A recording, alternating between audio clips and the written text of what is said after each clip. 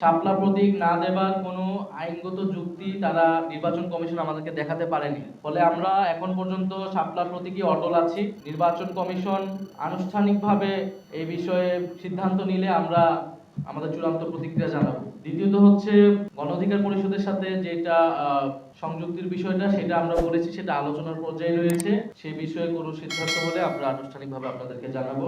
মির্জা ফখরুল ইসলাম আলমগীরের বক্তব্যের প্রেক্ষিতে আমি এই মুহূর্তে কোনো প্রতিক্রিয়া দিতে চাই না। যেটা আমি আমার বক্তব্য শেষে বলেছি, যদি আওয়ামী লীগকে পুনর্বাসন করার রাজনীতি এখন বিএনপি গ্রহণ করে থাকে, তাহলে সেই রাজনীতি বিএনপির জন্য কাল হয়ে দাঁড়াবে। ফলে আমরা বলবো যে বিএনপিকে আমরা গণ অভ্যুত্থানের অংশীদার মনে করি, আমাদের ফ্যাসিবাদ বিরোধী লড়াইয়ের অংশীদার মনে করি।